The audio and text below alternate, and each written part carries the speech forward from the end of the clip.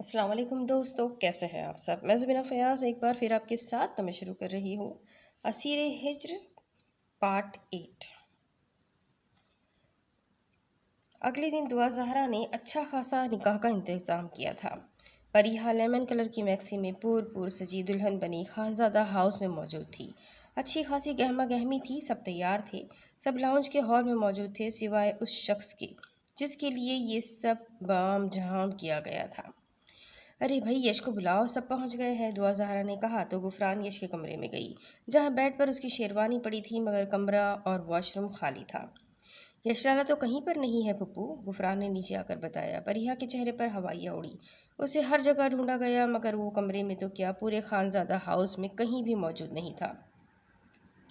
پریحہ نے اس کا number dial کیا، فون کی رنگ ٹون لاؤنج میں ہی گونج اٹھی تھی تو سب چونک پڑے۔ فون تو یہی تھا مگر وہ خود کہیں نہیں تھا۔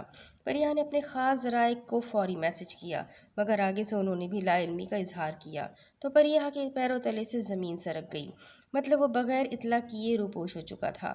پریحہ کے موبائل فون پر ایک پرائیویٹ نمبر سے میسج آیا تھا جو اس نے فوری کھول کر دیکھا۔ پریحہ، میری زندگی تمہاری نگاہوں کے سامنے ایک کھلی کتاب کی مانند رہی۔ میں نے کبھی بھی تمہیں کوئی آس یا امید نہیں دلائی بلکہ تمہاری شدت پسندی کو دیکھتے ہوئے تم سے خود کو دور ہی رکھا کہ اس شدت پسندی سے مجھے پل پل گھٹن محسوس ہوتی تھی۔ تم سے شادی نہیں کر سکتا، مجھے معاف کر دینا۔ دوبارہ ملوں گا تو پھپھو کے قدموں میں گر کر معافی مانگ لوں گا۔ ان سے بس ایک گلہ ہے کہ وہ کل صرف تمہاری مما بنی تھی، میری پھپھو نہیں بن سکی۔ اگر بنتی تو کل اس طرح مجھ پر دباؤ نہیں ڈالتی۔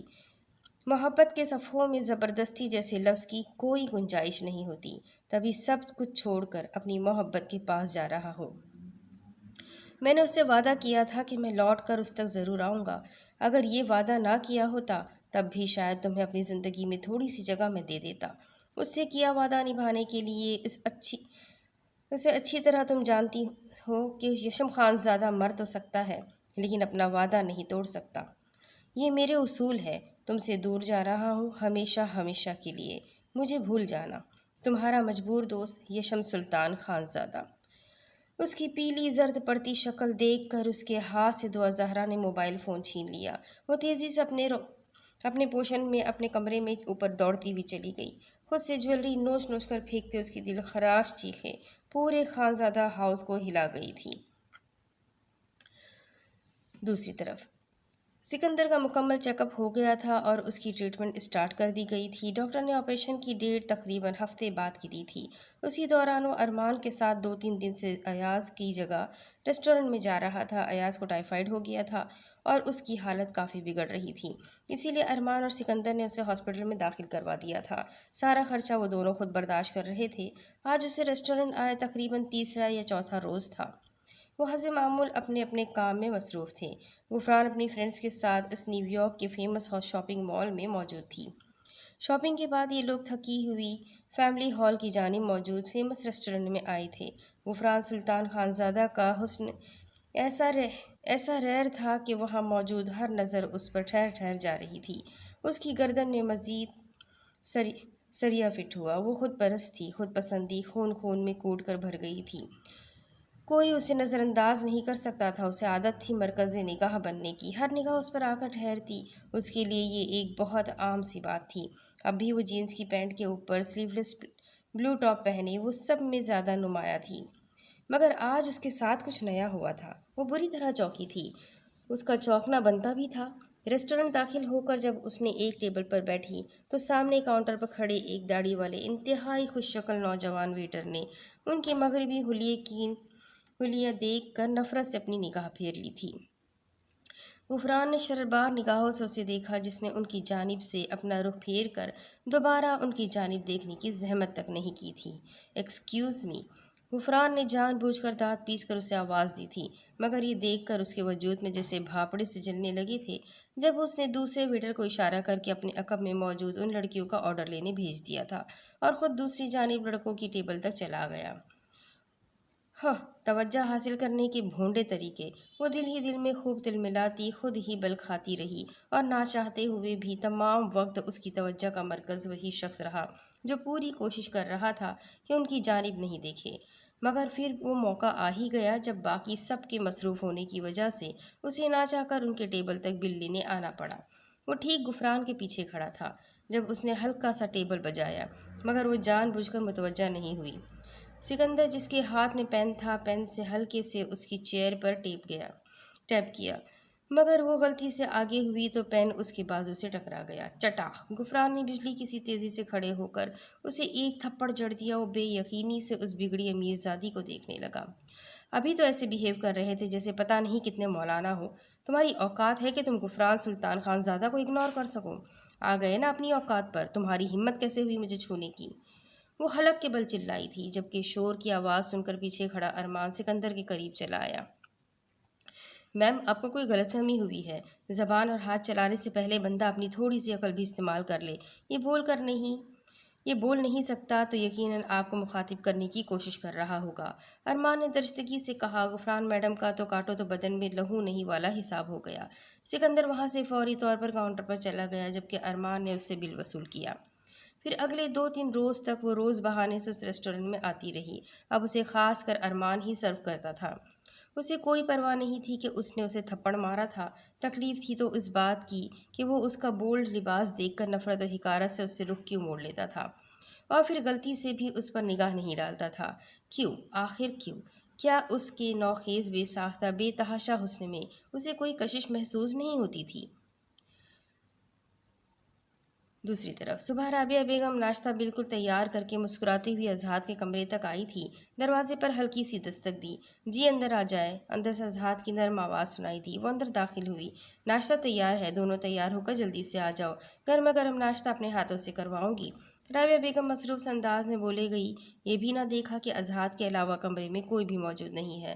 وہ بھی یونیفارم پہنے آئینے کے سامنے بال بنا رہا تھا۔ سوہن کدھر ہے اذہان؟ رابعہ نے پورے کمرے میں نگاہ دوڑائی۔ اپنے کمرے میں ہے امی۔ اذہان نے ان کے سر پر بم پھوڑا۔ وہ بے یقینی سے اسے دیکھے گئی اور انہیں قدموں سے واپس چل کر کمرے سے باہر نکلی۔ اذہان ان کے پیچھے لپکا۔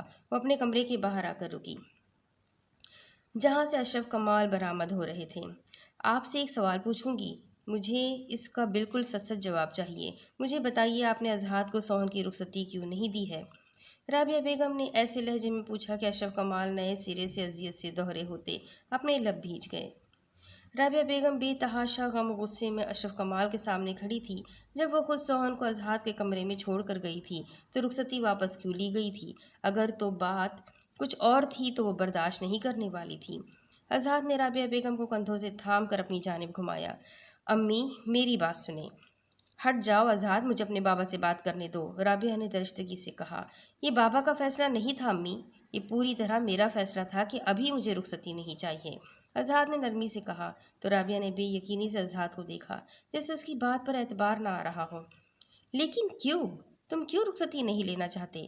رابعہ بیگم نے بے چینی سے پہلو بدلا کہ بیٹے کے بے قراریوں سے ماں اچھی طرح واقف تھی۔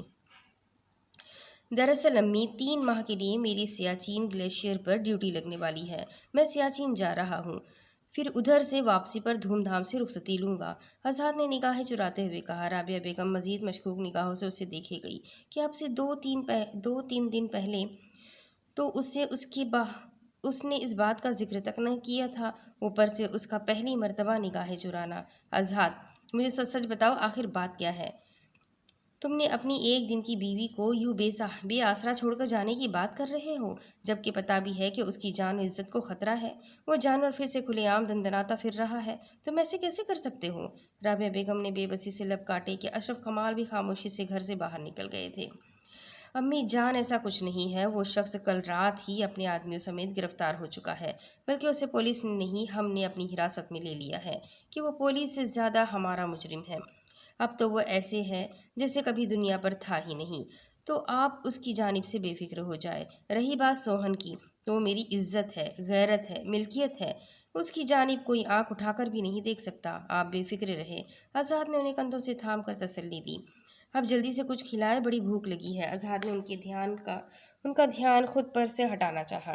وہ خاموشی سے کچن کی جانب چلی گئی۔ وہ ناشتہ کر کے نکل گیا۔ پیچھے رابعہ سوہن کے کمرے میں آئی تو وہ اب تک اپنے بستر میں گہری نیند سوئی ہوئی تھی۔ رابعہ بیگم نے آگے بڑھ کر اس کے چہرے سے بال ہٹائے۔ गुड़िया, ये क्या, इतनी देर तो नहीं लगाती, कॉलेज नहीं जाना क्या? राबिया बेगम ने उसका कंधा हिलाया, मगर उसके दहकता हुआ वजूद महसूस करके चौंक गई। अरे बच्ची, तुम्हें तो तेज़ बुखार है, राबिया बेगम को तशवीश हुई। फिर उन्होंने उसके सर पर ठंडी पट्टियाँ रखी, अशरफ कमाल से उसकी मेडिसिन मंगवाई, दवा दी और फिर उसे सुला दिया। अजहार शाम ढले घर वापस आया था। सहन में आया तो दोनों मियाँ बीवी सहन में ही बैठे थे। उसे माहौल में काफ़ी कशीदगी महसूस हुई।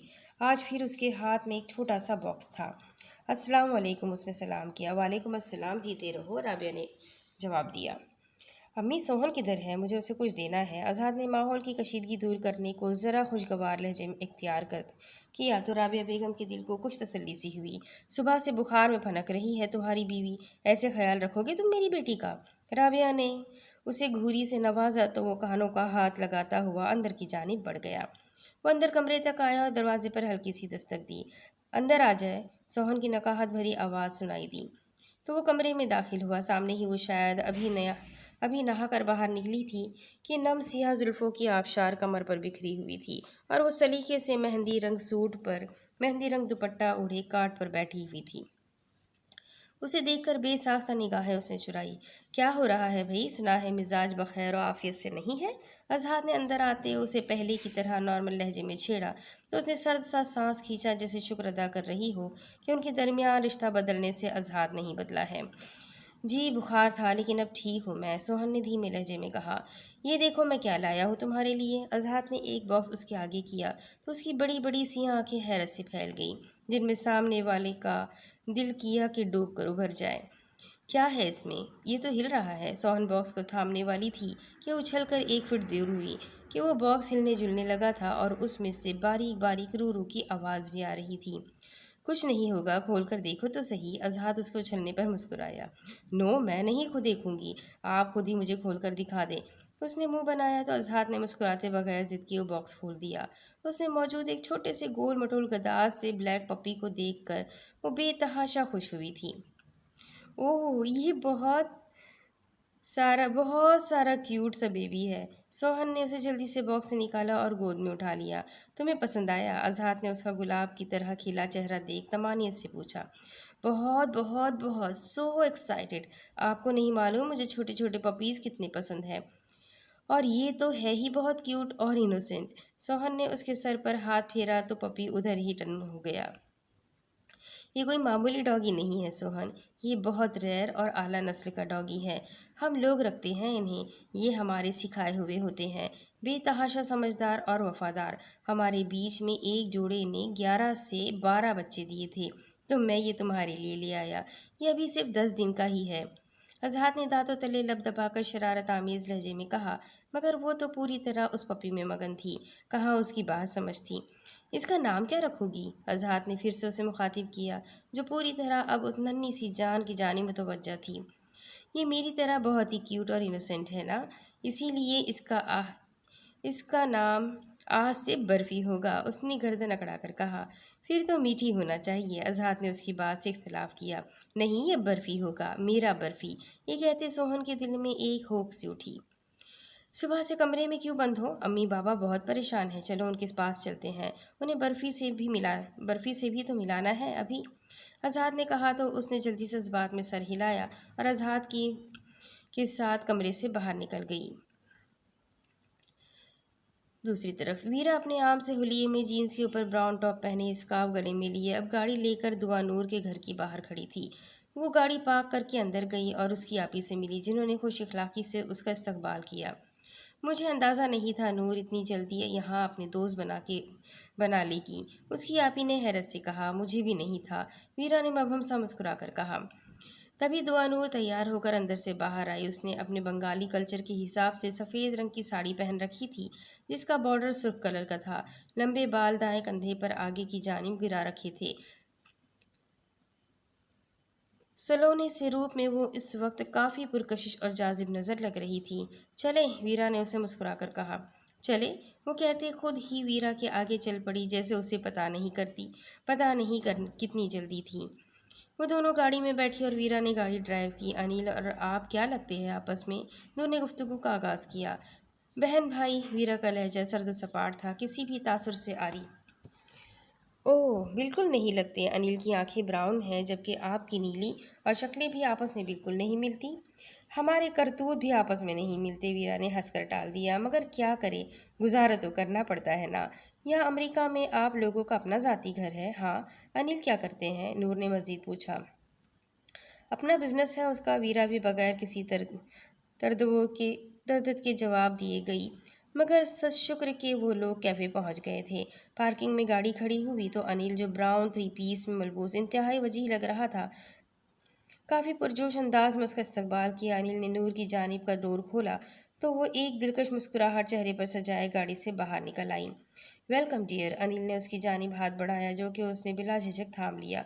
तुम लोग एंजॉय करो, मैं गाड़ी में ही हूँ, वीरा ने कहा तो नूर पल भर को घबरा गई। नहीं नहीं वीरा, तुम भी साथ चलो प्लीज़, उसने कहा तो अनिल ने उसे मुल्तजी निगाहों से देखा। ओके चलो, वीरा ने खुद पर बेहिसी का खौल चढ़ाया। अनिल उसे बगौर देख रहा था, जिसका चेहरा किसी भी जज्बे और तासुर से आरी था। अनिल और नूर एक टेबल पर जाकर बैठे जबकि वीरा दूसरी टेबल पर अनिल की जानिब पुश्त किए बैठ गई थी। अनिल ने इशारा किया तो वेटर टेबल तक आया। अनिल ने खाना ऑर्डर किया जबकि इस दौरान वो वीरा के लिए ऑर्डर करना भी नहीं भूला था। बहुत शुक्रिया तुम यहाँ आई। नहीं, इसमें शुक्रिया की क्या बात है, मुझे खुशी है कि मुझे बहुत अच्छे दोस्त मिले हैं। मैं घुमा फिरा कर बात नहीं करना चाहता नूर, सीधा पॉइंट पर आता हूँ। मैं तुम्हें प्रपोज करना चाहता हूँ, will you marry me? Anil ने इत्मीनान से कहा। अनिल की बात पर पीछे बैठी वीरा तलखिया से मुस्कुराई। और फिर मनपसंद शख्स से मोहब्बत के कुफ्फारे तो अदा करने ही पड़ते हैं, कभी रुसवा होकर और कभी खुद को अजियत में रखकर। इस वक्त उस पर क्या गुजर रही थी, ये बस उसका दिल जानता था। अनिल की बात पर नूर चुप सी हो गई। उसकी ये खामोशी दो अफराद पर बड़ी भारी थी। लेकिन अनिल, मैं आपका एहतराम करती हूँ लेकिन अभी मुझे आपसे मोहब्बत नहीं, नूर ने ज़रा घुमा फिरा कर जवाब दिया। हमारी मोहब्बत हम दोनों के लिए काफ़ी होगी, अनिल ने फिर उसी इत्मीनान से कहा तो वीरा का दिल किया कहकहा लगा कर हंसने के लिए। उस शख्स के पास तो अपनी मोहब्बत को बोलने के लिए अल्फाज भी उसके अपने नहीं थे, वो भी उसे वीरा विरासत में वारिस बेग से भीख में ही मिले थे। नूर तज़ब्ज़ब का शिकार लग रही थी। अगर ये बात है तो आपसे कुछ छुपाऊंगी नहीं, आपको सब सच सच बता दूंगी। मेरे माँ बाप बहुत गरीब हैं, उन्होंने मुझे यहाँ आप ही के पास भेज दिया, मेरा सौदा करके। मैं पैसे के इस खेल को सौदा ही कहूँगी। मेरी शादी मेरी आप ही के देवर के बदले में वो लोग मेरे दो भाइयों को यहाँ सेटल करेंगे, चाहे मेरी मर्जी हो ना हो, और मैं इस सूरत से शादी नहीं करना चाहती। सबसे बड़ा मसला ये कि मेरा पासपोर्ट, मेरा राशन कार्ड, सब डॉक्यूमेंट्स मेरी आप ही के पास है, जिसके बगैर मैं ना कुछ कर सकती हूँ ना उस जहन्नम से निकल सकती हूँ। अगर आप मेरा पासपोर्ट हासिल करने में मेरी मदद करेंगी तो मैं फिर ही आपके बारे में सोच पाऊंगी। दुआनूर ने अनिल को तफसील से आगाह किया। तुम क्या चाहती हो, कानून से मदद लेनी है या अपना नया पासपोर्ट बनवाना है? अनिल ने पुरसुकून लहजे में पूछा। वीरा अपने दाएं साइड पर लगे आईने में से उस लड़की को बगौर देखती रही। कुछ तो था जो मिसिंग था। वो अपनी आपी के सामने कुछ और थी और अब इस वक्त कुछ और। उसका घर वाला रूप सच्चा था कि ये वाला। उसकी आंखों में कुछ तो ऐसा था कि वो जो भी बोल रही थी, वीरा को उस पर ज़रा बराबर भी एतबार नहीं आ रहा था, कि उसकी आंखें उसकी ज़बान का बिल्कुल साथ नहीं दे रही थी। चाहे जो भी है, वो लोग मेरे घर वाले हैं अनिल। मैं कानून की मदद लेकर उनका दुनिया के सामने तमाशा बनता नहीं देख सकती। मैं अपना पासपोर्ट ही बनवाना चाहती हूँ, मगर उसके लिए तो बहुत ज़्यादा पैसे लगेंगे। वो झिझक कर बोली। उसकी फ़िक्र तुम मत करो, मैं हूँ ना, सब ठीक कर दूंगा। अनिल ने उसके हाथ पर हाथ रखा। वो देर तलक आगे का लायहा अमल तैयार तरतीब देते मुस्तकिल के सुहाने ख्वाब बुनते रहे। मुझे अब जाना होगा, खाना खाकर वो जल्दी से बोली। चलो तुम्हें ड्रॉप कर दें। अनिल अपनी जगह से खड़ा हुआ, एक नज़र वीरा के टेबल पर देखा तो उसने एक निवाला भी नहीं तोड़ा था।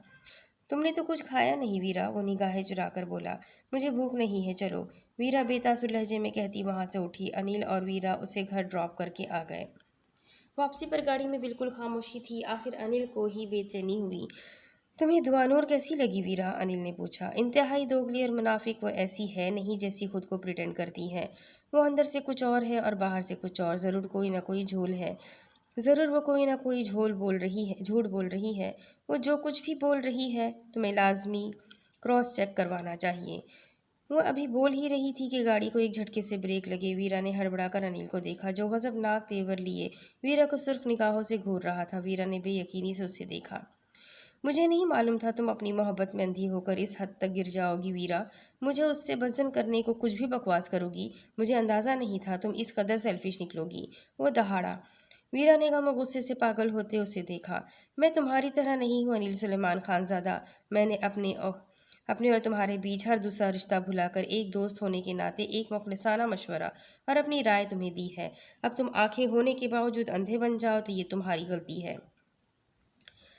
اپنے مشورے اور اپنی رائے اپنے پاس رکھو ویرا وارث بیگ، جانتا ہوں میں تم یہ گھٹیا باتیں صرف مجھے اس سے متنفر کرنے کو کر رہی ہو تاکہ تمہارا راستہ صاف ہو جائے، ہے نا؟ انیل کے الفاظ نہیں تھے، پگھلا ہوا سیسا تھا جو ویرا کی انا، غرور، نسوانیت اور پندار کو، اس کی خودداری کو جلا کر خاکستر کر گیا تھا۔ شٹ اپ انیل سلیمان، جسٹ شٹ اپ۔ بھاڑ میں جاؤ تم اور تمہاری وہ دوغلی گرل فرینڈ۔ آئندہ کے بعد میرا تم سے کوئی کسی قسم کا تعلق نہیں ہوگا۔ ویرا چلا کر کہتے اپنا بیگ اور موبائل اٹھانے لگی۔ مجھے بھی کوئی شوق نہیں تم سے رشتہ داریاں نبھانے کی، وہ بھی دانت پیس کر بولا۔ ویرا گاڑی سے اتری، آنکھوں سے آنسو قطار در قطار گر کر گال بھگو رہے تھے۔ وہ نیچے کھڑکی پر جھکی۔ کسی اور رشتے تو کیا، تم تو ایک مخلص اور پاکیزہ دوستی کے بھی لائق نہیں ہو انیل۔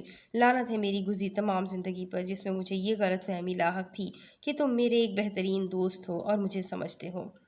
کہتے اس نے دہاڑ سے دروازہ بند کیا، اتنی ہی تیزی سے ایک ٹیکسی روکی اور اس میں سوار ہو گئی۔ انیل نے بھی زن سے وہاں سے گاڑی نکال لی۔ ویرا کا دل کیا وہ لہو جو دل سے نچڑ رہا تھا وہ آنکھوں کے ذریعے آنسو بن کر رو جائے۔ وہ اس دن نہیں ٹوٹی تھی جب مسترد کر دی گئی تھی اس کی محبت، خلوص جو دھتکار دیا گیا تھا، مگر آج اس شخص نے اس کی نسوانیت کو کچلا تھا، اس کی خودداری اور پندار پروار کیا تھا۔ وہ بری طرح ٹوٹ گئی تھی۔ کافی دنوں سے ایک فیصلہ لینے کا سوچ رہی تھی، مگر اب فی الفوز عمل کرنے کی باری تھی کہ اب یہاں اس شہر، اس ملک میں ایک لمحہ، ایک پل بھی گزارتی تو بے موت مر جانا تھا۔ تبھی سلیمان خان زادہ کو فون ملایا اور انہیں اپنا فیصلہ بتا دیا۔ وہ ایئرپورٹ سے نکلا تھا، گاڑی خود ڈرائیو کرتا وہ اپنی منزل کی جانب رواں دواں تھا۔ جب اندازہ ہوا کہ کچھ گاڑیاں اس کا پیچھا کر رہی ہے، وہ انہیں گھما کر قدرے سنسان راستے پر لے گیا تھا۔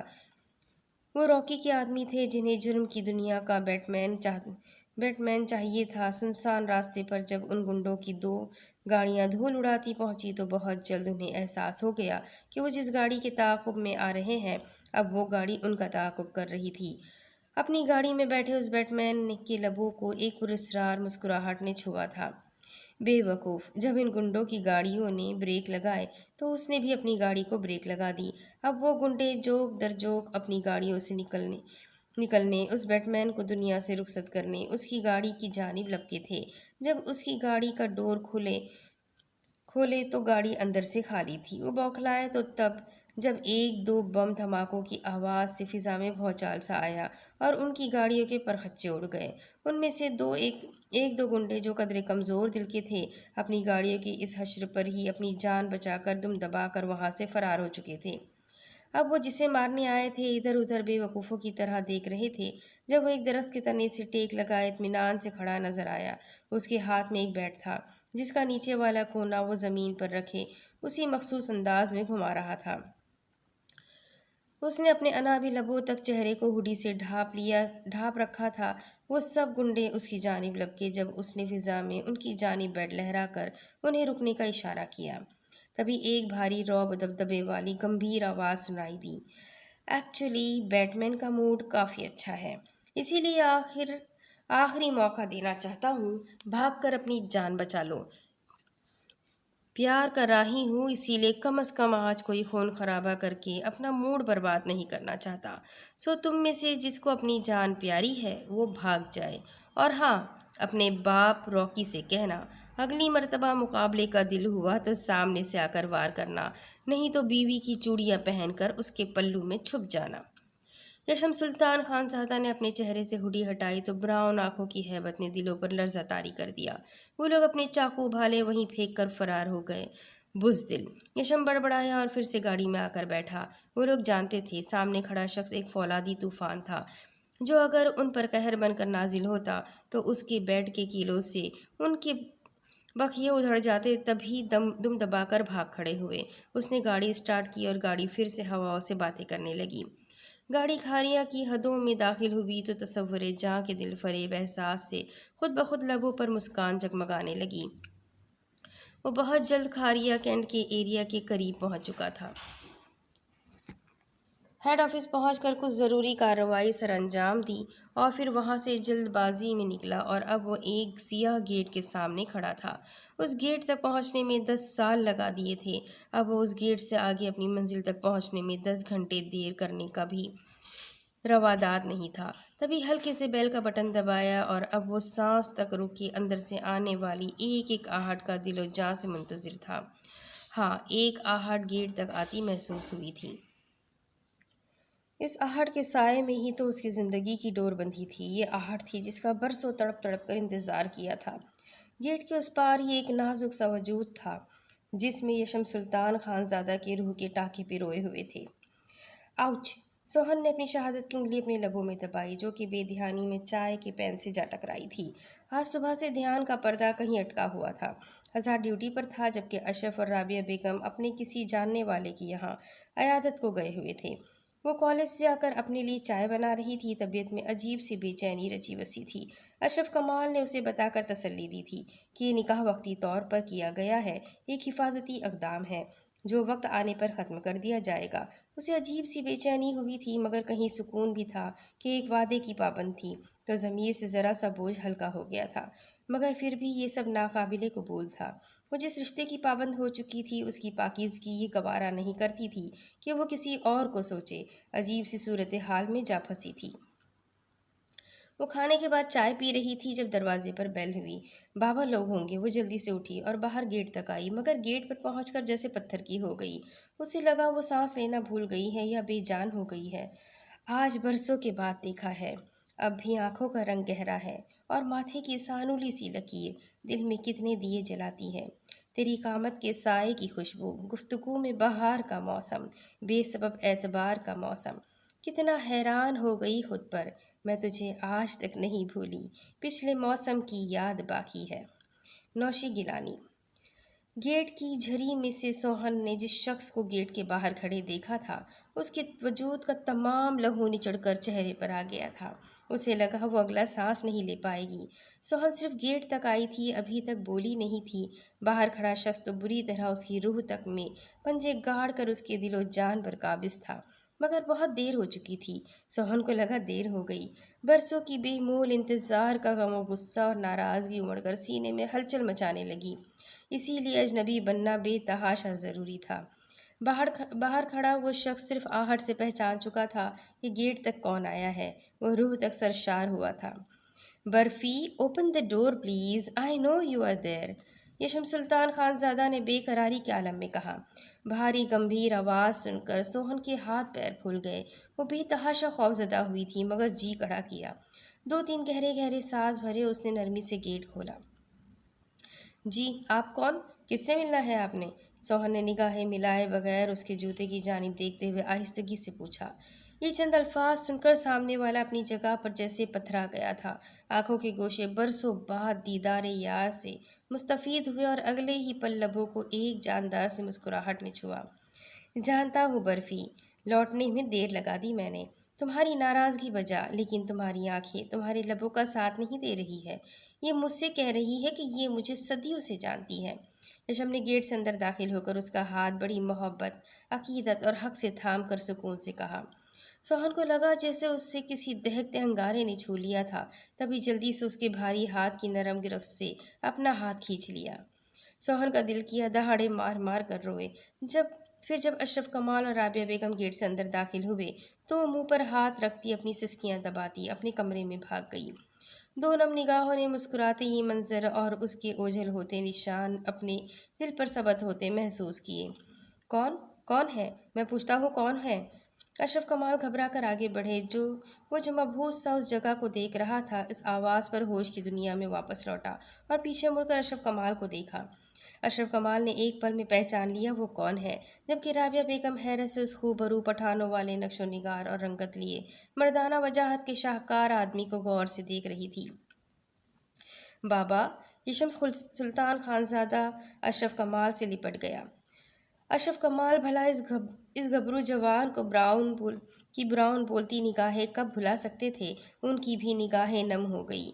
तुम आ गए, आने में बहुत देर लगा दी। ना चाहते हुए भी अशरफ कमाल के लबों से शिकवा फिसला। माफ़ कर दे बाबा, बस फ़र्ज़ की राह पर चलते मोहब्बत का निशाने मंजिल काफ़ी देर से ढूंढ पाया, मगर अब आपके पास लौट आया हूँ आपका बेटा बनने के लिए। उसने मुस्कुराकर कहा। राबिया बेगम ने बुरी तरह पहलू बदला और अशरफ कमाल की जानिब देखा, जो कि कब से उनसे निगाहें चुरा रहे थे।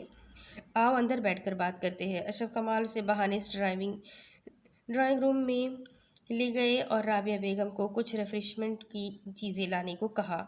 अनिल ऑफिस जाने के लिए अपने कमरे से बाहर निकला था जब लाउंज में पहुंचकर कदम ठिठक कर रुके कि सुलेमान खानजादा वीरा के कमरे से उसका एक लगेज लेकर बाहर निकले थे। डैड कोई कहीं जा रहा है क्या? अनिल ने बेसाख्ता पूछा। हाँ वीरा, सलातीन लाला, तुम्हारी फुप्पू दुआ जहरा और परीहा पाकिस्तान जा रहे हैं, बीजान के पास। हमें भी बस औजगुल के घर आने का इंतज़ार है। यश ने कहा था कि कल तक वो सारी ज़रूरी कार्रवाई मुकम्मल होते ही लौट आएगी, तो हम भी वापस चले जाएंगे। तुम भी जल्दी से अपना बिजनेस वाइंड अप करो और पाकिस्तान ही शिफ्ट होने की कोशिश करना। सुलेमान खानजादा और भी कुछ कह रहे थे, मगर उसके कानों में छोटे छोटे धमाके हो रहे थे। लड़ाई झगड़े अपनी जगह। आज तक उसके वीरा से इससे भी बड़े बड़े झगड़े हुए थे और हर बार मनाता भी वही था, मगर वीरा ने इस तरह की बेवकूफ़ी कभी नहीं की थी। लेकिन अब वो सुलेमान को वहीं छोड़ता वीरा के कमरे की जानिब लपका। अनिल सुलेमान खानजादा उस कमरे के दरवाजे को एक लात रसीद करता धाड़ से उसे खोलता अंदर दाखिल हुआ था। वो जो अपनी स्लीवलेस टी शर्ट के ऊपर जैकेट पहन रही थी बुरी तरह गड़बड़ाई थी। अनिल, ये क्या बदतमीजी है, किसी लड़की के रूम में इस तरह मुंह उठाकर आते हैं? वीरा ने पीछे मुड़कर मुश्तिल अंदाज में उससे पूछा, मगर यहाँ परवाह किसे थी। वो एक ही जिस्त में उस तक पहुंचा था। उसे बाजुओं से दबोच कर अपने रूबरू किया। तुम पाकिस्तान जा रही हो? अनिल ने बेयकीनी से उससे पूछा। हाँ, एक लफ्ज़ी इत्मीनान भरा जवाब आया। हाउ डेयर यू वीरा, तुम ये फैसला कैसे कर सकती हो? तुम्हारी पढ़ाई, तुम्हारा करियर, तुम्हारे ख्वाब, वो सब क्या हुए? अनिल का लहजा अब भी बेयकीन था। वीरा ने एक तल्ख मुस्कुराहट उसकी जानिब उछाली, अब जबकि उस पत्थर से सर टकराकर पाश पाश होने की बजाय खुद पत्थर बन जाने का फैसला कर ही लिया था, तो अपने फैसले से एक इंच भी इधर उधर नहीं हिलना था। भाड़ में जाए सब, मुझे किसी की परवाह नहीं। अब जब यहाँ से जाने का फैसला कर लिया तो कर लिया, फैसला बदलूंगी नहीं। वीरा ने उस बेहिस की आंखों में आंखें डालकर कहा। Then go to hell. Anil ने फिर से बेहसी का मुजाहरा करते उसे बेड पर फेंका। वो कहकहा लगाकर हंस पड़ी, मगर इस कहकहे में कितना दर्द था वो उसकी आंखों की नमी अच्छी तरह बता सकती थी। वीरा उठकर आईने के पास गई और अपना वेस्टर्न हुलिया और अपने शोल्डर कट बालों को बगौर देखा और एक नज़र आईने में अपने पीछे उसे देखा, जो उसके बैग को लाते रसीद करके इधर से उधर हवा में उछाल कर तहस नहस कर रहा था। शादी कब कर रहे हो नूर से? क्यों, तुम्हें क्या तकलीफ है? तुम भाड़ में जाओ जहाँ जा रही हो। वो दांत पीस कर बोला। तुमने उसके देसी हुलिया लंबे बालों से मुतासिर होकर मुझे रिजेक्ट किया। अल्लाह करे वो शादी से पहले ही गंजी हो जाए, पर कटी कबूतरी बन जाए। वीरा ने दांत निकालते अपने दिल के दर्द को मजाक के पैराए में लपेट कर बयान किया, मगर वो उसे खूंखार निगाहों से घूरे गया। वीरा ने पीछे मुड़कर अपनी नीली आंखों की नमी छुपाई, अपने हैंड कैरी में अपने टिकट्स वगैरह एहतियात से रखने लगी। तब वो तनफन करता फिर से उस तक आया था, उसे बाजू से घुमाकर अपने सामने किया। वीरा देखो, तुम कहीं नहीं जाओगी। अब जब जिंदगी के इतने अहम मोड़ पर मुझे मेरी दोस्त की सबसे ज़्यादा ज़रूरत है, तो तुम मुझे छोड़कर जा रही हो। प्लीज़ ऐसा मत करो। वो अब नरमी से उससे इल्तिजा करने लगा। I am sorry Anil. Veera ने उसकी ब्राउन जंग आलूद बेहिस आंखों में झांका। आई एम सॉरी वीरा, मैं ज़िंदगी में फिर कभी तुम्हारी शक्ल भी नहीं देखूंगा। वो जबड़े भींच कर बोला। मैं भी यही चाहती हूँ कि तुम ये शक्ल दोबारा देखने को तरस जाओ। दूसरी बात चुपके से दिल में बोली। मैं तुम्हें कहीं नहीं जाने दूंगा। वो जिद्दी हुआ। मैं तो कब की जा चुकी अनिल। वो मुस्कुराई थी। हमारे इससे भी पहले बहुत बड़े बड़े झगड़े हुए हैं, तो अब तुम्हें क्या हुआ है? अनिल उसके रास्ते में हायल हुआ। وہ کہنا چاہتی تھی کہ پہلے کبھی تم نے میری سیلف رسپیکٹ پر وار کر کے اسے کرچی کرچی کر کے مجھے نہیں توڑا تھا، مگر اتنا ہی کہہ پائی۔ اوہ کم آن، تمہیں یہ لگتا ہے کہ میں اس بے مقصد کے جھگڑے کی وجہ سے جا رہی ہوں؟ ویرا، میں جانتا ہوں تم مجھ سے ناراض ہو کر جا رہی ہو، اگر ایسا ہے تو پلیز آئی ایم سوری۔ انل نے اس کی بات بیچ میں ہی اچک لی۔ او ہیلو، شکل دیکھی اپنی آئینے میں، جاؤ شاباش منہ دھو کر آؤ، اب تم کوئی اتنی بھی توپ چیز نہیں جس کی وجہ سے میں اتنے بڑے بڑے فیصلے لیتی پھروں۔ ویرا نے لاپرواہی سے کہا۔ ایک مرتبہ خود کو عیا کر کے ذلیل ہو چکی تھی، اب تو قسم کھائی تھی کہ مر جانا ہے مگر اس محبت کی قبر اپنے دل میں ہی کھود لینی ہے۔ پھر وہ رکی نہیں، اس کی ایک نہ سنی اور چلی گئی، دور بہت دور، شاید ہمیشہ کے لیے۔ آج تیسرا دن تھا، وہ اریب کے اپارٹمنٹ میں تھی، مگر اس بندی نے مسلسل خود کو اس کمرے میں بند کیے رکھا۔ اریب اس کمرے میں جاتا تو بدک جاتی۔ اریب نے اس کے لیے ڈریسز اور کچھ ضروری سامان کا بندوبست بھی کروا دیا تھا، مگر وہ اس سے ابھی بھی شروع دن کی طرح ہی خوف ہی کھا رہی تھی۔ اب بھی وہ اس کے کمرے کی جانب جا رہا تھا، اس نے دستک دی۔ کون؟ کچھ لمحوں بعد ایک خوفزدہ سی آواز سنائی دی۔ میں ہوں تمہارا بندہ، تمہارا شوہر، تمہارا مجازی خدا، باہر آؤ، ہمیں گھر واپس جانا ہے۔ اریب کے کہنے کی دیر تھی، وہ سلیقے سے اسکارف سر پر اوڑھے باہر نکلی۔ گرے شارٹ فراک کے نیچے گرے پائجامہ اور سیاہ اسکارف میں وہ سادگی میں بھی بے حد حسین لگ رہی تھی۔ ہم گھر جا رہے ہیں؟ اس نے ہاتھوں کی انگلیاں چٹکاتے ہوئے ڈرتے ڈرتے سوال کیا۔ نہیں، بارڈر پر جا رہے ہیں، تم سے توپ چلوانی ہے، اریب نے انتہائی سنجیدگی سے کہا۔ مگر مجھے توپ چلوانی ہی نہیں آتی۔ وہ ایک دم پریشان ہو گئی۔ اریب کا دل کیا کہ سر پیٹ لے۔ چلو گھر ہی جانا ہے، اس نے عافیت اسی میں ہی جانی کہ ایک مرتبہ پھر سے دہرا دے کہ وہ کدھر جا رہے ہیں۔ وہ لمبے لمبے ڈگ بھرتا آگے چل پڑا۔ اریب کو اس کے ہم قدم ہونے کے لیے تقریباً بھاگنا پڑ رہا تھا۔ اریب نے گاڑی کی جانب اشارہ کیا تو وہ جھٹ سے دروازہ کھول کر فرنٹ سیٹ پر بیٹھ گئی تھی۔ اریب غریب کہیں کے، پاپا کو ایک ایک شکایت لگاؤں گی اس جن کی۔ وہ دل ہی دل میں اسے اب کوس رہی تھی۔ سوچنا بھی مت، اریب نے ڈرائیونگ سیٹ سنبھالتے ہوئے کہا تو اوزگل کی آنکھیں خوف سے باہر کو ابلنے کو ہو گئی۔ کیا؟ گھبراہٹ اپنے عروج پر آئی کہ اس جن کی اس کی سوچوں تک تو رسائی حاصل نہیں۔ میں وارن کر رہا ہوں کہ سوچنا بھی مت کہ کسی سے کوئی بات شیئر کرو گی، کسی کو کچھ نہیں بتانا، جو تمہارے یش لالا نے تمہیں سمجھایا تھا وہی سب کو بتانا ہے۔ اس نے گاڑی تیزی سے اپارٹمنٹ سے نکالی۔ گاڑی میں گہری خاموشی تھی، مگر پھر اریب سلیمان خان زادہ کی بھاری گمبھیر آواز گاڑی میں گونجی۔ تم جانتی ہو، ہم سب پاکستان شفٹ ہو رہے ہیں، پھپھو، پریحا اور ویرا جا چکے ہیں، میں تمہاری یونی سے بھی مائیگریشن کروا لوں گا۔ کل یونیورسٹی جا کر اپنا ضروری سامان لے آنا، اور ہاں، اس احمر سے 10 فٹ کے فاصلے پر ہی رہنا۔ یہ خان نہیں چاہتا اس کی بیوی پر کسی کی نظر پڑے۔ تمہیں ایک پتے کی بات بتاؤں، جو چیز بھی میری ملکیت ہوتی ہے اس پر میری نظر ٹکی رہتی ہے۔ تم تو پھر میری بیوی ہو، اس لیے کسی کو اپنے آس پاس پھٹکنے بھی نہ دینا۔ اوزگل جو اپنی گود میں دھرے اپنے ہاتھوں کو دیکھ رہی تھی، اب ایک چور ترچھی نگاہ اس پر ڈالی، جو سامنے سڑک پر نگاہیں مرکوز کیے بے تاثر لہجے میں بس اپنی ہی بولے جا رہا تھا۔ اس کے بعد پھر سے گاڑی میں خاموشی کا راج تھا۔ تقریباً آدھے گھنٹے کی مسافت کے بعد گاڑی خانزادہ ہاؤس کے پورچ میں رکی۔ اوزگل جلدی سے گاڑی سے اترنے لگی، مگر پیچھے سے اس کی پکار پر اپنا دم ساتھ گئی۔ سنو میمی گل، رات کو ویٹ کرنا، میرا ایک ضروری کام ہے مجھے۔ اریب نے اس کے سر پر ایک نیا بم پھوڑا۔ سرمن بھر کا بھاری ہو گیا، مگر پھر بھی اپنی تمام ہمت مجتمع کر کے اس نے جذبات میں سر ہلایا تو سامنے والے کے لبوں کو ایک پراسرار سی مسکراہٹ نے چھو لیا۔ وہ اندر آئی تو نایاب، سائمہ بیگم اور غفران سامنے ہی بیٹھے تھے۔ نایاب نے اسے دیکھ کر بھاگ کر اسے اپنے سینے میں بھینچ لیا۔ ماں کی نرم گرم آغوش میں چھپ کر وہ بھی آنسو بہانے لگی۔ تم کدھر تھی اوزگل؟ کون لوگ تھے وہ؟ تم ٹھیک تو ہو؟ تمہیں کچھ ہوا تو نہیں؟ نایاب نے ہر طرف سے ٹٹول کر اسے محسوس کیا۔ میں بالکل ٹھیک ہوں مما، مجھے کچھ نہیں معلوم، لیکن میں جہاں بھی تھی بالکل محفوظ اور ٹھیک تھی۔ اوزگل نے انہیں تسلی دی، مگر پھر بھی وہ کافی دیر ان کے گھیرے میں بیٹھی باتیں کرتی رہی۔ سلیمان خان زادہ آئے تو وہ ان کے سینے میں بھی چھپ کر رونے لگی، مگر پھر نایاب نے اس کے کہنے پر کہ وہ آرام کرنا چاہتی ہے، اسے اس کے کمرے میں جا کر چھوڑ آئی۔ دوسری طرف یہ ایک بیسمنٹ کا منظر تھا جس میں جدید طرز کی ضروریات زندگی کی ہر چیز موجود تھی۔ ایک لاؤنج تھا اور لاؤنج کے سامنے ایک کشادہ بڑا بیڈ روم جس کے جہازی سائز گول بیڈ پر ایک نازک سا وجود بے ہوش پڑا تھا۔ وہ وجود آہستگی سے کسمسایا۔ اسے دھیرے دھیرے ہوش آنے لگا، سر بہت بھاری ہو رہا تھا۔ اس نے اپنی حسین ترین بڑی بڑی براؤن آنکھیں کھول کر ادھر ادھر دیکھا۔ اس میں اتنی بھی سکت نہیں تھی کہ وہ اٹھ کر بیٹھ پاتی، پورا جسم جیسے پیرالائز تھا۔ سونا کی حسین آنکھوں سے قطار در قطار آنسو نکل کر مخملی سفید بستر میں جذب ہونے لگے۔ تبھی بھاری قدموں کی دھمک سیڑھیوں سے نیچے آتی سنائی دی۔ سونا نے سہم کر سیڑھیوں کی جانب دیکھا کیونکہ کمرے کا بڑا گلاس ڈور کھلا ہونے کے سبب بالکل سامنے سیڑھیاں صاف دکھائی دے رہی تھیں۔ جب سامنے سے آتے شخص پر نظر پڑی تو خوفئی آدم خور بلّا دیکھ لیا۔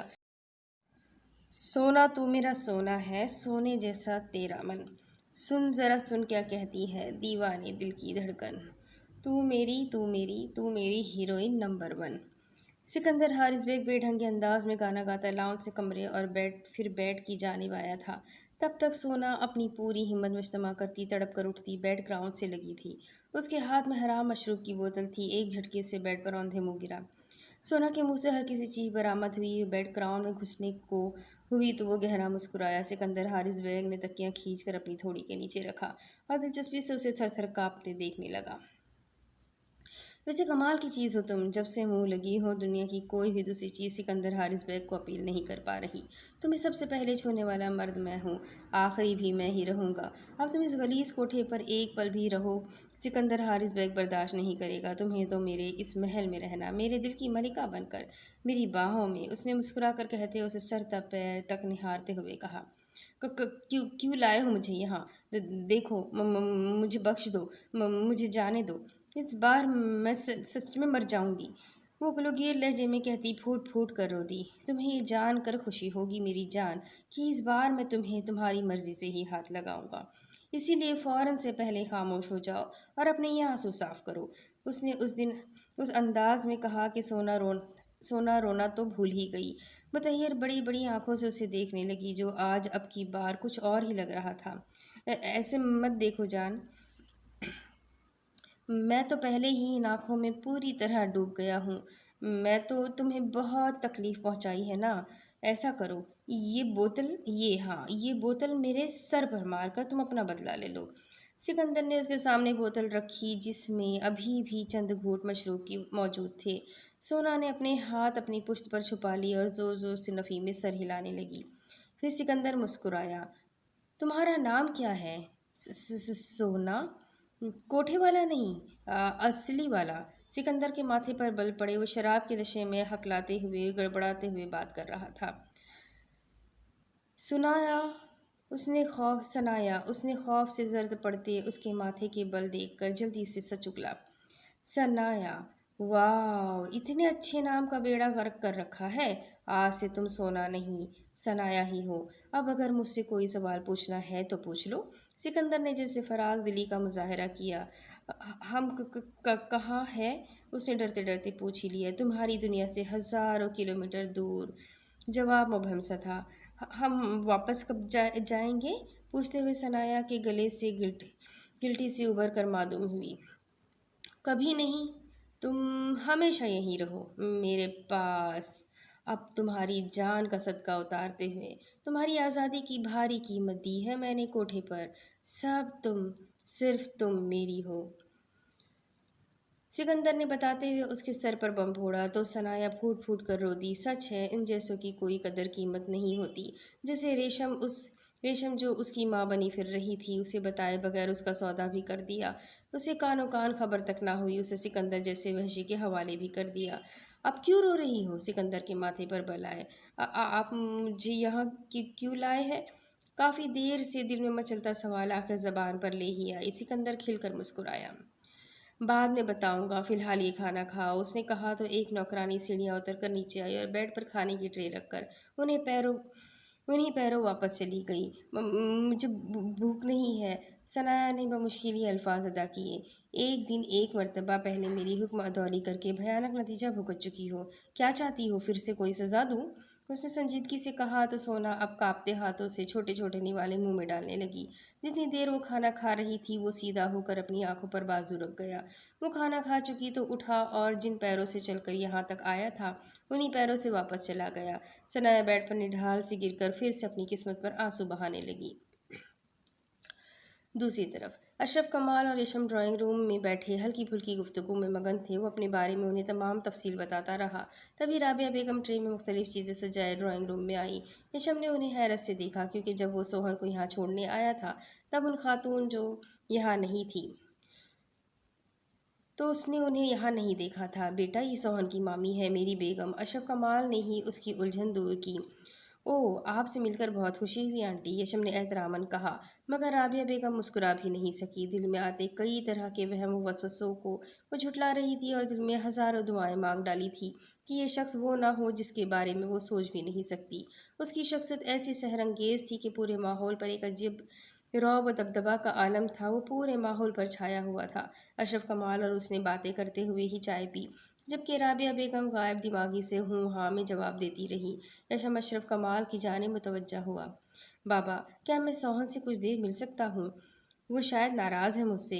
फिर आपसे रुखसत लूँगा और अपने अपार्टमेंट जाऊँगा। अगले मामलात कल तय होंगे जब मेरे बाबा और दादा जान यहाँ पहुँच जाएंगे।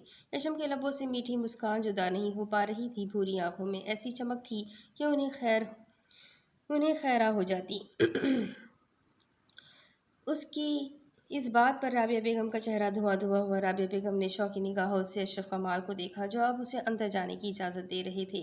राबिया बेगम की निगाहों में इस कदर बेयकीनी थी कि अशरफ कमाल ने उनकी जानिब एक मर्तबा भी देखने की हिम्मत खुद में नहीं पाई थी।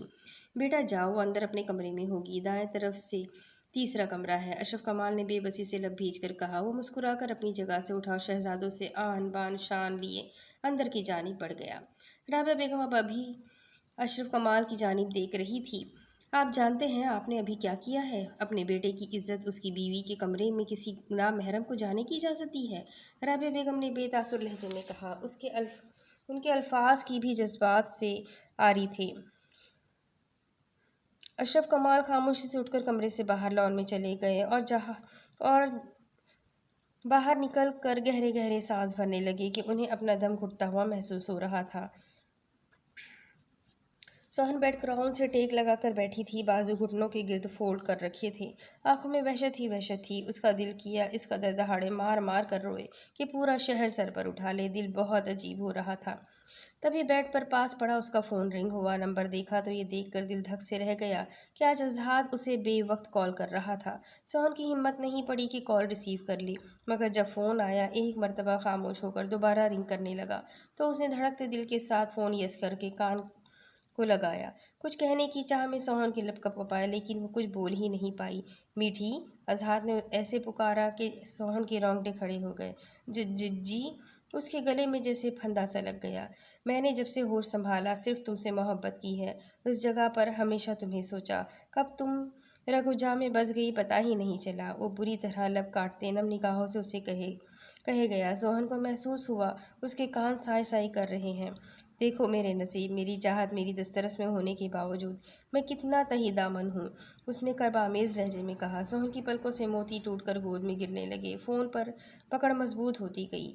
आज जाने क्यों दिल बेतहाशा बेकरार है। ऐसे महसूस हो रहा है जैसे तुम मुझसे खो जाओगी, अजहाद ने कहा। इधर सोहन के दरवाजे पर दस्तक हुई। उसका दिल उछलकर हलक में आया। दस्तक के बाद जो शख्स कमरे में दाखिल हुआ, सोहन ने फ़ौरन फ़ोन काट कर फ़ोन तकिए के नीचे छुपा दिया। सोहन ने अपने सर पर दुपट्टा दुरुस्त किया।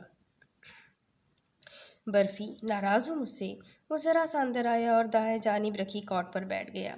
सोहन लब काटती बुरी तरह अपने हाथों की उंगलियां चटखाने लगी। उसने नफ़ी में सर हिलाया। यशम का दिल किया वक्त यहीं थम जाए कि आम से हुलिये में भी वो नाजुक सा वजूद उसकी रगों में खून बनकर उतर रहा था। उस दीदार में एक अलग सा सुरूर था। उसके लबों पर एक मीठी सी मुस्कान थी। मगर सोहन जो अभी अभी वो फ़ोन कॉल सुनकर पटी थी, उसे तो जैसे जलते सहरा में बेसरो सामान भटकने के लिए छोड़ दिया गया था। बात नहीं करोगी मुझसे? यशम ने उसकी आंखों में झांका और फिर उस खुश्क तरीन बंदे के दिल में उन झील सी आंखों में झांक कर कुछ पुराने अल्फाज गुड़मुड़ होने लगे जो यश ने उसके सामने धीमे से अदा भी कर दिए।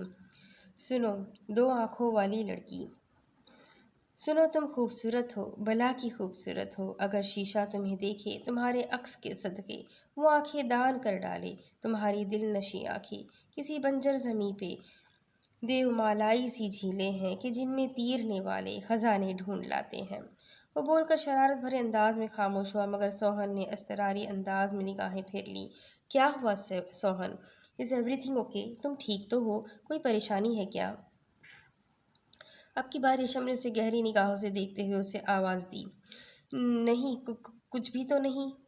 सब ठीक है, सोहन ने निगाहें चुराते हुए कहा। तुम्हें अंदाज़ा नहीं बर्फी, इन गुजरे 10 सालों में मैंने तुम्हें कितना मिस किया। रेशम ने मुस्कुरा कर कहा। सोहन के गले में आंसुओं का फंदा सा अटक गया। यूं महसूस हो रहा था जैसे किसी बड़े गुनाह की मरतकब हो रही हो। काश वो कह सकती, इन 10 सालों में उसने भी सिवाय उस अहम काम के कुछ किया ही नहीं था, सिवाय उसके कुछ सोचा ही नहीं था। मगर अब यशम सुल्तान खानजादा ने खुद ही उसकी मुश्किल आसान की। अभी चलता हूँ बर्फी, तुम्हारी नाराज़गी का सोचकर बेकरार हो गया था।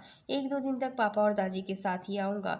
मैं चाहता हूँ कि आगे के तमाम मामलात इंतहाई जल्दी और सादगी से तय पा जाए, कि अब मैं एक पल भी अब और इंतज़ार नहीं करना चाहता। वो खड़ा होता, उसे गहरी निगाहों में रखता, उसे सर से पैर तक हिला गया। सोहन ने ज़ोर से अपनी आंखें बंद कर ली। वो उसकी इस अदा को भी अपनी रूह में बसाता उस कमरे से बाहर निकल गया, मगर जाते जाते रुका। सोहन का सांस फिर से अटक गया। सोहन ने उसकी चौड़ी पुश्त को देखा। वो देवमालाई शहजादा था जिसे सोहन ने जी भर कर देखने की भी हिमाकत नहीं की थी, कि वो मजीद बेइख्तियार और गुनहगार नहीं होना चाहती थी। रेशम उसकी निगाहें अपनी पीठ पर महसूस कर मुतबस्सिम हुआ। सुनो बर्फी, बनाकर अपना महरम तुम्हें रोज़ तुम्हारा दीदार करूँगा, शुक्र रब का अदा करूँगा, सूर्य रहमान पढ़ा करूँगा। वो दिलकशी से कहते लब दांतों में दबाकर कमरे की दहलीज पार कर गया, कि अब आंखें गुस्ताख सी होने लगी थी। जैसे सीने में जज्बों के तूफान ने सर उठाया था, उसका वहाँ से निकल जाना ही बेहतर था। वो कमरे से गया तो सोहन तकिए में चेहरा छुपाकर फूट फूट कर रोती। इश्क दे गुंजल फसिया पंछी, ना कोई लबेरा, जे तड़पे ते होरी फसदा, ना तड़पे ते डुबनसा। वो अपने बेड पर बैठी बहुत देर से उंगलियां चटका रही थी। हर आहट पर दिल उछलकर हलक में आ जाता था। आज जो हुआ था वो उसकी सेहत के लिए कुछ अच्छा नहीं था। वो आज आराम करने के बाद सेकेंड टाइम यूनिवर्सिटी से अपना ज़रूरी सामान और अपने ज़रूरी डॉक्यूमेंट्स लेने गई थी, मगर उसका सामना वहाँ अहमर से हो गया। उसे जाने कैसे और कहाँ से खबर हो गई थी कि औजुल वापस आ गई है, तो उसने अपनी मम्मा से फ़ौरन फ़ोन करवाया था, मगर इस नायाब और सुलेमान के पूछने पर उसने अहमर से शादी से साफ इनकार कर दिया था। उसे यूनी में तो उसे यूनी में वो तसादुम याद आया जो आज अहमर से हुआ था, जब वो क्लास में जाते बहुत अचानक उसके सामने आया था। वो शायद उसके यूनी आने का ही मुंतज़िर था जब दफतन वो उसके सामने आ पहुंचा। औज़गुल, प्लीज़ मेरी बात सुनो। मेरा यकीन करो, मुझे इस बात से कोई फ़र्क नहीं पड़ता कि तुम्हें किसने किडनैप किया था, क्यों किया था, किस लिए किया था, और तुम्हारे साथ क्या हुआ। तुमने वो 3 दिन कहाँ गुजारे, कौन थे वो लोग, मैं कुछ नहीं जानना चाहता। अगर मुझे कोई फ़र्क नहीं पड़ रहा तो तुम इस रिश्ते से क्यों इनकार कर रही हो? बहुत मोहब्बत करता हूँ मैं तुमसे, प्लीज़ इस रिश्ते के लिए हाँ कर दो, प्लीज़। वो एक ही सांस में बहुत कुछ बोल चुका था। आसपास कोई मौजूद नहीं था और औज़गुल का चेहरा देखने लायक था। मुझे किसी से कोई शादी वादी नहीं करनी, आप हट जाएं मेरे रास्ते से। उसने दामन बचाना चाहा जब बहुत अचानक अहमर ने उसकी कलाई थाम ली थी और औज़गुल का चेहरा खौफ से पीला पड़ गया। मैं कोई वजाहत नहीं मांग रहा, मगर हाँ, इस इनकार की वजह ज़रूर जानना चाहूँगा। वो दरस्तगी से बोला। औज़गुल के औसान खता हो गए। वो जानती थी वो कहीं ना हो कर भी हर वक्त उसके आसपास होता था। उसे उसके हर सेकंड की खबर होती थी, तो ये कार्रवाई भी वो याद देख चुका होगा या उसे मालूम हो गया होगा। औज़गुल ने एक झटके से अपनी कलाई छुड़ाई और नम आँखों से क्लास में भाग गई थी। और अब भी वो शदीद टेंशन में बेड पर बैठी अपने दांतों तले अपने नाखून कुतर रही थी। बचपन से एक शख्स का ख्वाब दिलो जां में फन फैला कर बैठा था, तो वो क्यों ना परेशान होती। रात के 12 बजे थे और उसकी आंखों से नींद कोसों दूर थी कि अचानक, मेरी इज्जत होते हुए तुम्हें उसे खुद को हाथ लगाने नहीं देना चाहिए था। बेड के पास पड़े कॉट से मखसूस भारी मर्दाना सनसनाती फनकार सुनाई दी, तो वो उछलकर बेड ग्राउंड से जा लगी। वो शायद कोई जिन ही था जो हवा बनकर कमरे में यूं दीदा दिलेरी से घुस आता था। औज़गुल का खौफ उसके ठीक اس کے سامنے ٹانگ پر ٹانگ جمائے سرخ آنکھوں سے اسے بغور گھور رہا تھا۔ اس کی سانس اس کے حلق میں اٹک گئی تھی۔ وہ اس میں میری کوئی غلطی نہیں تھی۔ سارے دن کی ٹینشن، ڈپریشن اور اس جن کا خوف وہ ہاتھوں میں چہرہ چھپا کر سسک پڑی تو سامنے والے نے افسوس سے اسے دیکھا۔ اٹس اوکے، جانتا ہوں اس میں تمہارا کوئی قصور نہیں تھا، مگر اس احمر کا تھا، اسی لیے میں اسے اس کی سزا دے آیا ہوں۔ اس کا وہ ہاتھ توڑ کر، اریب نے اپنے منہ میں الائچی چباتے ہوئے اطمینان سے کہا اور اوزگل کو مزید ہراساں کر دیا۔ کیا آپ نے اس کا ہاتھ توڑ دیا؟ اوزگل نے جلدی سے اپنا وہ ہاتھ اپنی پشت پر چھپایا جو کہ احمر نے تھاما تھا۔ اریب اس کی اس بچکانہ حرکت پر پراسرار سا مسکرایا۔ ہاں، توڑ دیا۔ کوئی میری چیزوں کو ہاتھ لگائے، مجھے یہ بات بالکل بھی پسند نہیں، اس نے اطمینان سے کہا۔ اوزگل کا دل کیا ماں کے پاس بھاگ جائے۔ یہ دیکھو میں تمہارے لیے کیا لایا۔ اریب کی مزید گوہر افشانی پر اوزگل کے چہرے کی ہوائیاں اڑی۔ یہ شخص اب اس کے سر پر کون سا بم پھوڑنے والا تھا؟ کیا؟ وہ گھگیائی۔ یہ دیکھو، اس نے اپنے پیچھے بڑا ایک سلور گولڈن رنگ کا بھاری لوہے کا باکس جس پر سلور اور گولڈن کے پرل لگے تھے اس کی آنکھوں کے سامنے کیا۔ اوزگل نے حیرت سے وہ خوبصورت باکس دیکھا مگر کچھ بولی نہیں۔ جانتی ہو یہ کیا ہے؟ اریب نے اسے مشکل میں ڈالا۔ وہ سرتا پیر اسے گہری نگاہوں سے دیکھ رہا تھا۔ فیروزی رنگ کی چوڑی دار پیجامے اور فراک، وہ بالکل چھوٹی سی گڑیا ہی لگ رہی تھی۔ مجھے تو نہیں معلوم، اس نے معصومیت سے اپنی نیلی آنکھوں سے اسے دیکھا۔ یہ میری مورے کا جویلری باکس ہے، اریب نے کہتے بڑے عجیب انداز میں اس کی سنہری لاک پر اپنا ہاتھ پھیرا۔ آج برسوں بعد اس کے منہ سے اپنی مورے کا ذکر سن کر اوزگل نے حیرت سے اسے دیکھا۔ اس باکس میں ساری جویلری میری مورے کی ہے جو کہ انہوں نے میری دلہن کے لیے اس باکس میں رکھی۔ اسی طرح کا ایک اور باکس انہوں نے انیل کی دلہن کے لیے رکھا تھا مگر وہ بیت السلطان میں ہے، لیکن میں یہ اپنے ساتھ لایا تھا، اس نے باکس پر ہاتھ پھیرتے گہرے لہجے میں کہا۔ آج پہلی مرتبہ اوزگل نے اسے اتنا طویل بولتے سنا تھا۔ اتنے برسوں میں تو وہ گھر جیسے منہ میں دہی جما کر آتا تھا۔ تم میری دلہن ہو نا، تو اب یہ ساری تمہاری ہے، لیکن میں یہ ایسے ہی تمہیں نہیں دوں گا۔ تم مجھ سے بہت زیادہ ڈرتی ہو، اسی لیے تمہارا ڈر اور جھجک ختم کرنے کو میں اس میں سے روز ایک زیور تمہیں اپنے ہاتھوں سے پہناؤں گا۔ اریب نے سکون سے کہتے اسے بے سکون کیا۔ وہ جو بغور اس کی باتیں سن رہی تھی، آخر والی بات پر جھنجھنا اٹھی۔ بے اختیار ہی وہ بیڈ سے پیچھے کی جانب کھسکتی گئی۔ مگر ادھر آؤ، اسے تھامو، سنبھال کر رکھنا، یہ بہت قیمتی ہے میرے لیے، اس لیے نہیں کہ یہ سونے کے جواہرات ہے، صرف اس لیے کہ یہ میری مورے کے ہیں۔ اس کا چہرہ بے تاثر تھا، کسی بھی جذبے سے عاری۔ وہ اوزگل کو اپنی زندگی کی اہم باتیں بتا رہا تھا مگر اس کا چہرہ اس قدر سپاٹ تھا کہ اوزگل کو وہ ایک پراسرار پہیلی ہی لگا۔ جب اوزگل کو کوئی حرکت کرتے نہ دیکھا تو اس نے اچانک اس کی آنکھوں میں دیکھا۔ اوزگل بدک کر اپنی جگہ سے اٹھی اور سر پر دوپٹہ درست کرتی اس کے پاس 2 قدم کے فاصلے پر آ رکی۔ اوزگل نے اپنے ہاتھ ڈرتے جھجکتے آگے بڑھائے تو اریب نے اس کے ہاتھوں میں جویلری باکس تھما دیا۔ بہت بھاری ہے یہ، اوزگل جویلری باکس تھامتے روحان سی ہوئی۔ یہ رشتہ اور میری محبت اس سے بھی زیادہ بھاری پڑے گی تمہیں، سو بی بریو میمی گرل۔ اریب نے گہرے لہجے میں کہتے اتنی ہی گہری نگاہوں سے اسے سرتا پیر دیکھا کہ وہ خود میں سمٹ کر رہ گئی۔ جلدی سے مڑی، اپنی ڈریسنگ الماری تک گئی اور باکس احتیاط سے لاکر میں رکھ دیا۔ میں نے سنبھال لیا ہے باکس۔ وہ پیچھے مڑی تو وہ اٹھ کر کھڑا ہو گیا تھا۔ اوزگل نے سکھ کا سانس لیا کہ بلا ٹلنے والی ہے مگر اسے اپنی جانب آتے دیکھ اوزگل اپنی سانس تک روکے گئی۔ کیا ہوا آپ کو؟ وہ کنفیوز ہوتی بے اختیار پیچھے کی جانب کھسکی۔ وہ میں سوچ رہا تھا کہ آج کس زیور سے شروع کروں، اریب نے اطمینان سے کہا۔ آج نہیں، وہ جھجک کر بولی۔ نہیں، آج تو ضروری ہے، میں نے تمہیں تمہاری منہ دکھائی بھی نہیں دی ہے نا۔ کل تو تم ڈیڈ لوگوں کے ساتھ پاکستان چلی جاؤ گی، مجھے کچھ کام ہے تو میں 1 ہفتے بعد آ پاؤں گا، تب تک تم میرا ویٹ کرنا اور اس کو یاد رکھنا۔ اریب نے اس کی آنکھوں کے سامنے ایک باریک سی پائل لہرائی۔ اوزگل کو لگا وہ ادھر ہی گر کر فوت ہو جائے گی۔ بیڈ پر بیٹھو، اریب نے 2 قدم کے فاصلے پر رک کر اسے آرڈر دیا تو وہ جھٹ سے دائیں جانب کھسک کر بیڈ پر پاؤں نیچے لٹکا کر بیٹھ گئی۔ اوزگل نے ایک حیرت انگیز نظارہ دیکھا۔ وہ اس کے سامنے فرش پر اپنے گھٹنے کے بل جھکا تھا۔ اپنا پاؤں ادھر لاؤ، اریب نے اسے کہتے اپنے گھٹنے کی جانب اشارہ کیا۔ اوزگل کو موت پڑ گئی، بے چارگی سے اسے دیکھا کہ شاید اسے اس نازیب جان پر ترس آ جائے، مگر اس جن سے کہاں گلو خلاصی ممکن تھی؟ غریب کہیں کے عجیب زور زبردستی ہے، وہ دل میں دل ملائی۔ اس نے پھر مرتے کیا نہ کرتے کہ مصداق اپنا پیر اس کے گھٹنے پر رکھا۔ اریب نے اس کا پیر دیکھا جو سرخ و سفید رنگت میں روئی کا گالا لگ رہا تھا۔ اریب نے ہاتھ آگے بڑھایا، اس کے دہکتے ہاتھوں کے لمس نے اس کی پنڈلی کو جیسے جلایا۔ اوزگل بے تحاشا گھبرائی، کیونکہ اب وہ پائل پہنا کر اس پر اپنی شہادت کی انگلی پھیر رہا تھا۔ اوزگل نے تیزی سے اپنا پاؤں پیچھے کر لیا۔ اریب نے ایک نظر اسے دیکھا اور اپنی جگہ پر کھڑا ہو گیا۔ وہ پھر رکا نہیں، کچھ بھی کہے بغیر کمرے سے باہر نکل گیا۔ اوزگل نے کب کا جیسے رکا سانس اب بحال کیا تھا۔ اب اس کے آگے کی کہانی میں آپ کو اگلی قسط میں سناتی ہوں کہ آگے کیا ہوگا۔ یہ جاننے کے لیے میرے ساتھ بنے رہیں۔ اگلی قسط میں پھر ملیں گے، تب تک کے لیے اللہ حافظ۔